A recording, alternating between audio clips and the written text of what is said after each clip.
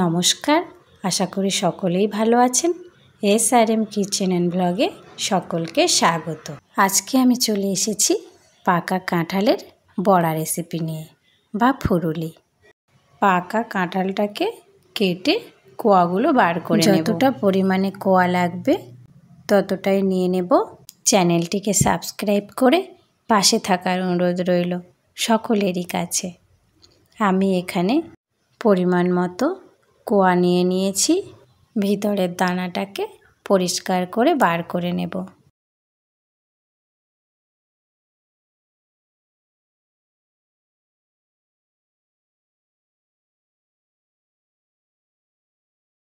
কাঁঠালের কোয়াগুলোকে পরিষ্কার করে নিয়েছি। এবার মিক্সিতে দিয়ে পেস্ট করে নেব।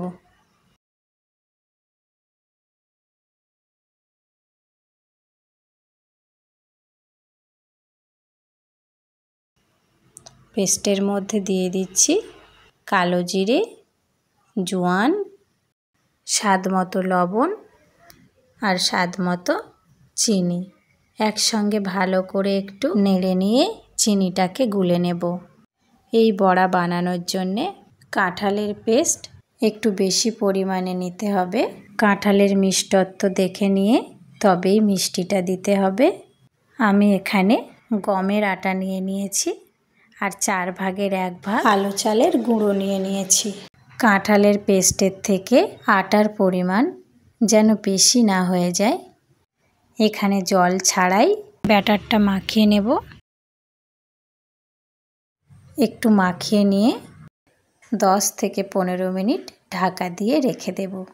তারপর দেখুন কতটা পাতলা হয়ে গিয়েছে আর হালকা হয়ে গিয়েছে।